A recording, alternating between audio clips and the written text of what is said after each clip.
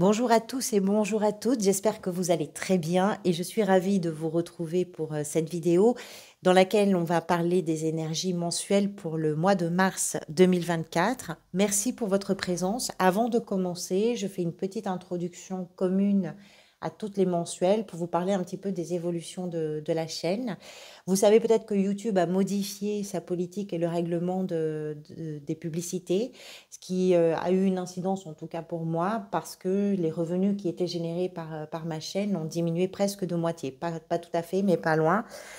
Étant donné que je suis une toute petite chaîne, je vous avoue que c'était assez important, ce manque. Donc, pour le compenser, j'ai réfléchi et j'ai choisi, plutôt que de vous mettre des coupures pub à l'intérieur des vidéos, j'ai choisi de faire des extensions. C'était une idée que j'avais au départ quand j'ai créé cette chaîne. Je me disais que si à un moment donné, bah, ça se passait bien, si son évolution était intéressante, je proposerais peut-être des extensions.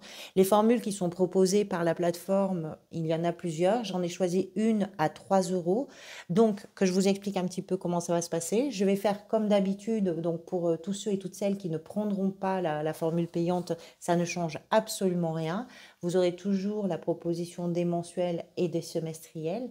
Et puis, ce que je vais faire, c'est que sur les lectures que je fais, je rajouterai à la fin du tirage des cartes sur le tirage qui a été fait pour rajouter un complément d'information. Et ces cartes et ce complément d'information, je les développerai sur des extensions. Donc, ces extensions seront accessibles par le biais d'un abonnement. J'ai fixé à 3 euros le montant de l'abonnement mensuel. C'est un abonnement qui n'est pas engageant. Vous pouvez le prendre pour un mois, par exemple, pour avoir un complément sur une vidéo qui vous a particulièrement touché, ou vous avez eu l'impression que ça parlait, que ça avait du sens pour vous. Vous pouvez arrêter au bout d'un mois, vous pouvez le souscrire. C'est vous qui gérez la durée de cet abonnement.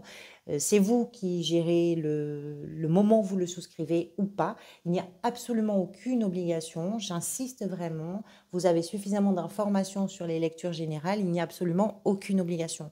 Celles et ceux qui prendront cet abonnement, je vous remercie infiniment. Ça me permettra aussi de m'y retrouver un petit peu. Mais très sincèrement, il n'y a aucune obligation. Je ne vous pousse pas à la consommation. Voilà, qu'est-ce que je pourrais vous dire d'autre? Rien. Merci pour votre présence, merci pour votre fidélité, vraiment du fond du cœur. Je vous retrouve tout de suite donc pour le tirage mensuel.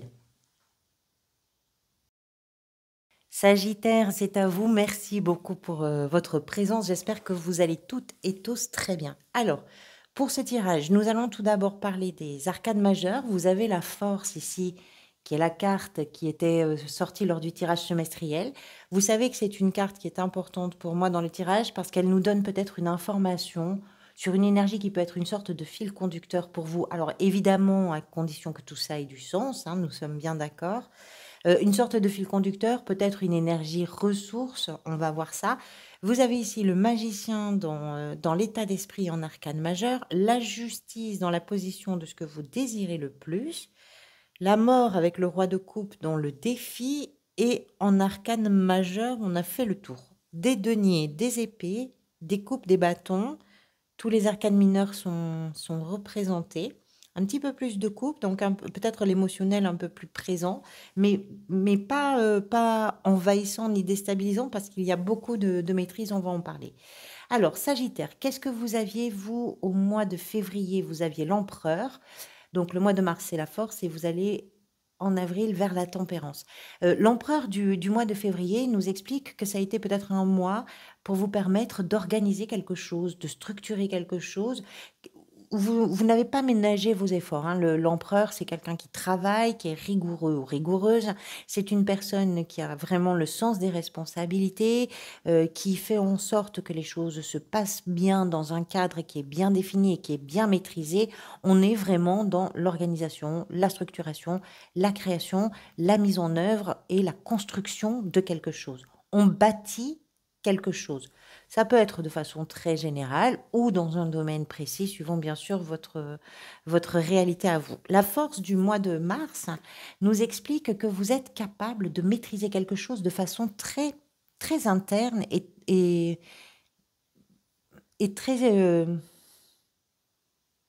comment je pourrais vous dire ça? La force, c'est pas quelque chose que l'on voit et qui s'étale au grand jour. C'est une capacité intérieure de maîtrise, de gestion, de sang-froid pour permettre de faire face aux obstacles, faire face à toutes les difficultés que vous rencontrez avec une puissance, une détermination et une capacité à ne pas vous effrayer ou ne pas être effrayé par les situations qui est remarquable.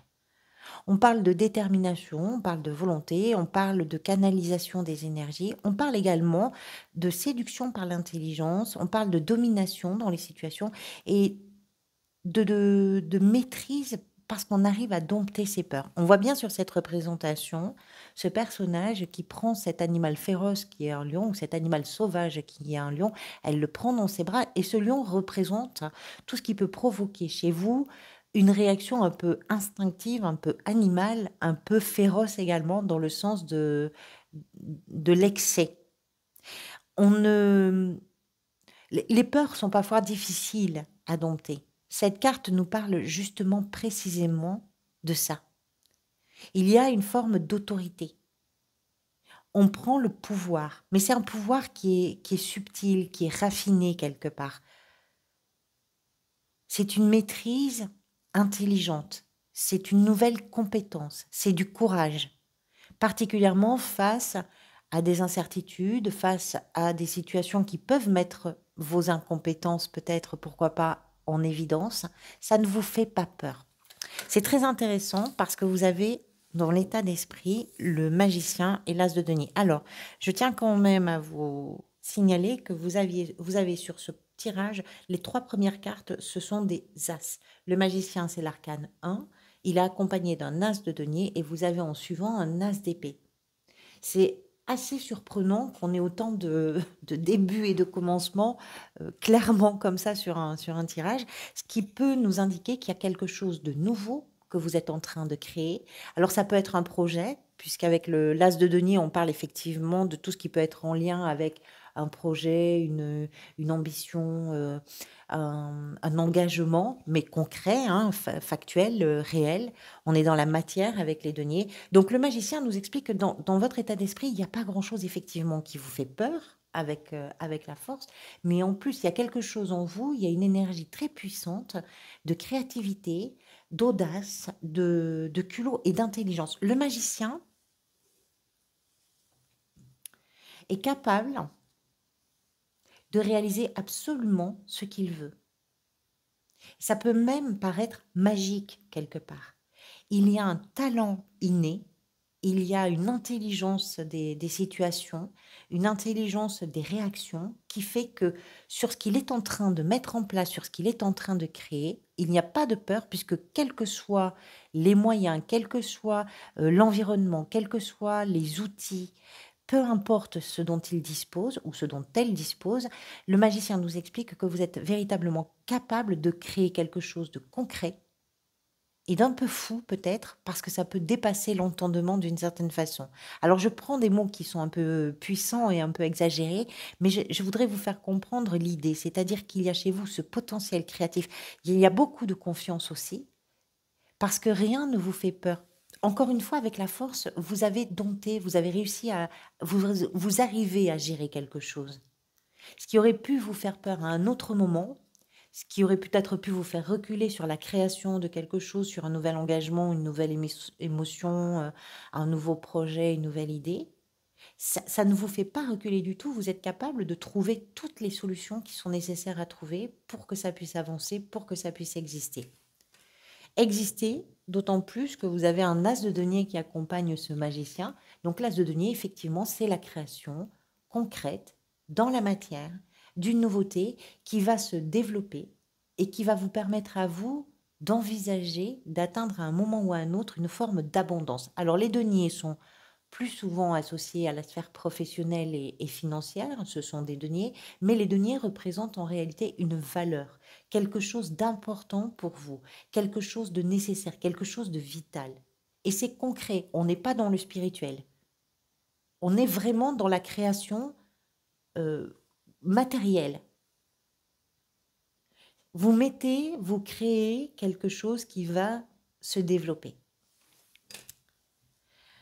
Qu'est-ce qui s'est peut-être passé avant le mois de mars? C'est représenté par l'as d'épée. L'as d'épée, c'est l'idée. C'est le point de départ intellectuel de quelque chose qui met en place une dynamique d'action, qui met en place toute une dynamique de prise de décision, d'une communication. Avec cet as d'épée, c'est je tranche parce que je sais, mon esprit est très clair, je suis très lucide sur ce que je veux, et ce que je veux, c'est ça. Vous avez peut-être défini, déterminé ce que vous êtes en train de créer. Il y a eu une idée, il y a eu peut-être, pourquoi pas, une rencontre, mais on est plus dans l'idée quand même avec l'as d'épée, puisque c'est quand même, les épées sont associées à la sphère intellectuelle et psychologique et mentale, etc. Donc j'ai une idée, j'ai trouvé ce que je cherchais, je sais exactement ce que c'est, et maintenant je réalise. Et je n'ai peur de rien. Et je donne la possibilité à cette chose d'exister de façon très concrète. La justice, dans la position de ce que vous désirez le plus, c'est alors plusieurs choses.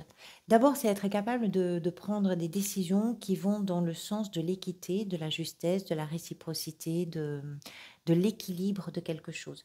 La justice, ça peut être également l'idée que ce que vous désirez, c'est officialiser quelque chose, puisque c'est un verdict, c'est une signature, c'est une validation administrative, peu importe de quelle administration il s'agit ou de quelle autorité compétente il peut s'agir. Mais la justice peut nous parler effectivement de l'officialisation de quelque chose pour certains et certaines d'entre vous. C'est la capacité à prendre en main les décisions importantes qui vont vous permettre aussi de vous y retrouver, puisqu'il y a quand même cette notion avec la justice de trouver quelque chose de juste, et particulièrement, c'est assez intéressant par rapport à la force, particulièrement si vous avez senti à un moment donné un déséquilibre. Peut-être que le déséquilibre pouvait être provoqué par des peurs, par le fait que vous pensiez ne pas suffisamment avoir de moyens pour réaliser quelque chose, ne pas avoir suffisamment de soutien, d'outils, de je ne sais pas quoi, que les choses, peut-être que vous avez pensé que c'était pas optimal pour pouvoir vous lancer dans la création de quelque chose, et vous aviez laissé les peurs prendre un peu on va dire, occuper un peu le territoire, le terrain. C'est très différent maintenant.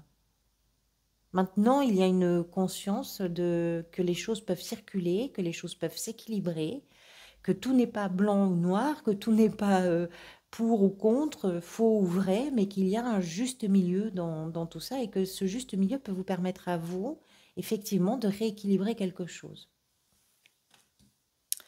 Le valet de coupe dans la position de ce qui pourrait peut-être venir vous aider. Le valet de coupe, c'est toujours un peu comme le cavalier, mais pas tout à fait. Le valet de coupe, c'est l'artiste un petit peu du tarot.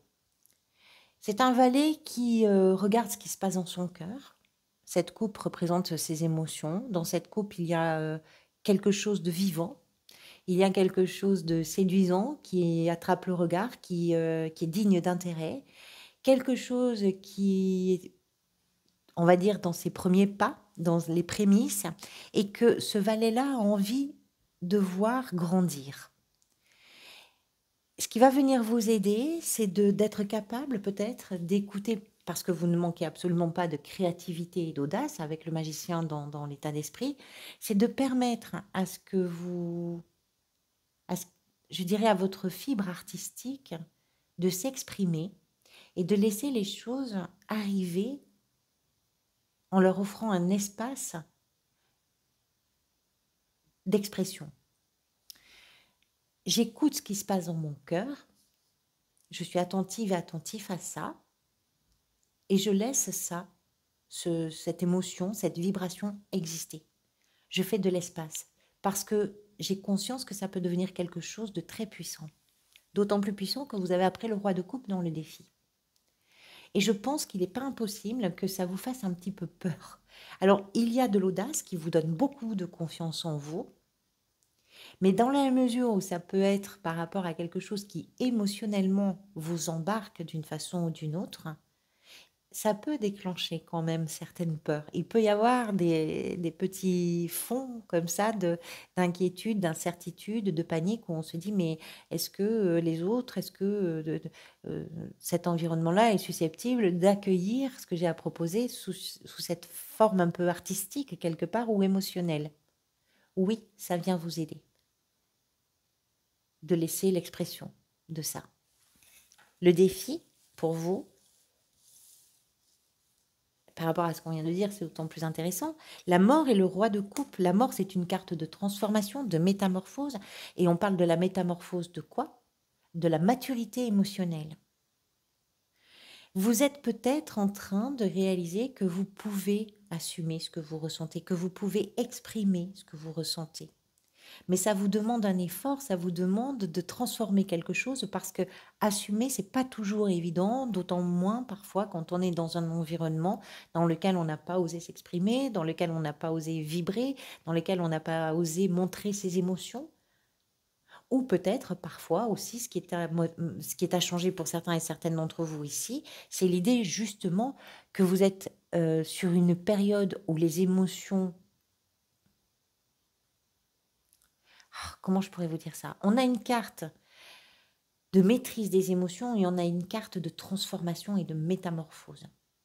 La maturité peut provenir, la maturité émotionnelle, la gestion des émotions peut provenir de l'acceptation de changer quelque chose. Ça peut provenir de l'acceptation de la fin de quelque chose, de la séparation.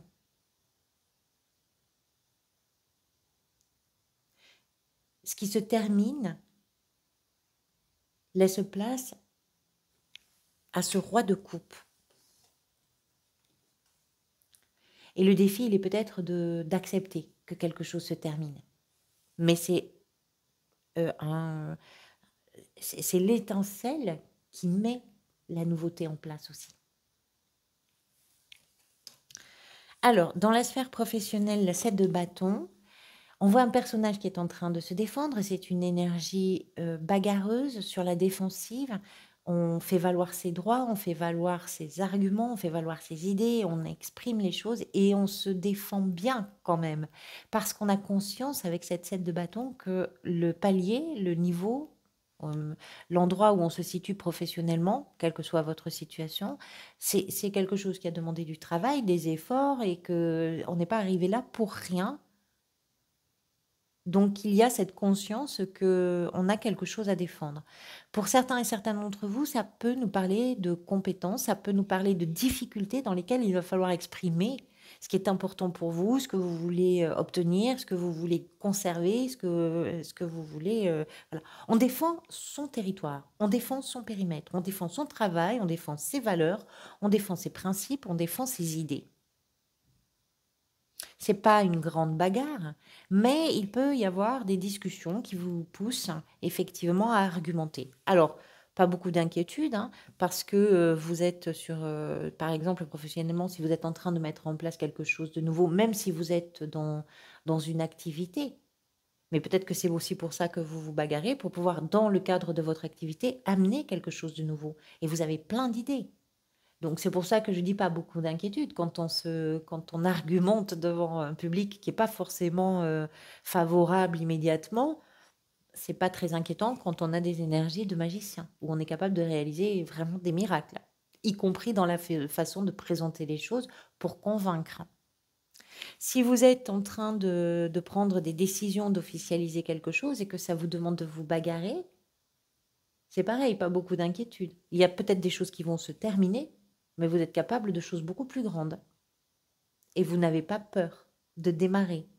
Si vous êtes à la recherche d'un emploi, ben peut-être qu'effectivement, on peut parler aussi, même dans le cadre d'une activité que vous exercez, on peut parler de concurrence, on peut parler de tout un environnement qui est très présent et qui va vous demander, qui va vous pousser effectivement à faire votre place et à vous faire entendre. Et si vous êtes sur une gestion du quotidien, alors on parle de tout ce qui est peut-être, de tout ce que vous devez protégé d'une façon ou d'une autre, pourquoi pas y compris financièrement, c'est-à-dire que vous savez ce qui est prioritaire pour vous, vous savez ce qui est important pour vous, ou en tout cas, vous savez ce que vous désirez rendre important et privilégié, et ça peut amener aussi des discussions. Dans la sphère sentimentale, émotionnelle et relationnelle, alors la 5 de denier nous parle de peur du vide, de peur de l'abandon, de peur du rejet, de peur de se retrouver seul. Il y a une peur. On va recouvrir ça après dans l'extension pour celles et ceux qui me suivront. Mais la 5 de denier, ça nous parle vraiment de ça.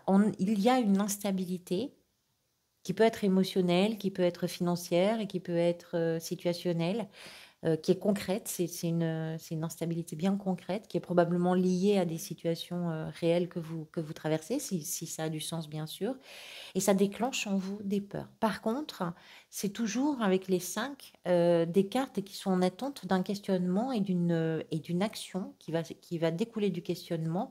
Donc, ce sont des peurs qui sont pas, alors qui sont justifiées peut-être, mais qui n'ont pas vraiment de réalité. Vous appréhendez quelque chose qui n'est pas là. C'est souvent ça que vient relever la 5 de denier. Qu'est-ce qui est peut-être en train de se passer, de se manifester? C'est représenté ici par la reine de coupe qui nous parle de guérison, qui nous parle d'émotion elle aussi, qui nous parle de bien-être et qui nous parle de douceur, de bienveillance, d'empathie et un peu comme le roi de coupe d'ailleurs, d'assumer également ses émotions. C'est une carte de guérison émotionnelle. Vous avancez avec beaucoup d'intuition dans le mois de mars possiblement. Vous avancez avec une grande sensibilité, mais c'est une sensibilité que vous êtes en train peut-être d'apprendre à maîtriser ou en tout cas à gérer. Ce qui est peut-être en train de se manifester pour vous, c'est cet apprentissage-là de capacité, pourquoi pas nouvelle, à faire face aux situations qui peuvent générer une instabilité, des peurs, des inquiétudes, etc., de façon beaucoup plus sereine et beaucoup plus douce envers vous-même. La 2 d'épée, à la fin du mois, représente peut-être l'énergie vers laquelle vous allez. C'est une énergie de choix, de réflexion, d'hésitation, probablement, parce qu'on voit un personnage qui a sans doute du mal à se décider sur une direction à prendre, dans la mesure où quand on a les yeux bandés et que les 2 épées semblent identiques, on ne peut choisir qu'avec son cœur. Vous allez ensuite, au mois d'avril, avec la tempérance ici à la place de la force. Donc, normalement, vous devriez arriver à faire un choix. On verra ça. Merci à toutes et à tous pour votre présence, pour vos soutiens, pour vos messages. Je retrouve donc celles et ceux qui vont me rejoindre sur l'extension. Merci pour ce soutien. Vous savez que je ne vous pousse pas à la consommation. Vous avez suffisamment ici d'éléments pour vous aider, peut-être à réfléchir ou à questionner des situations que vous traversez. Merci en tout cas pour votre soutien à toutes et à tous. À très bientôt.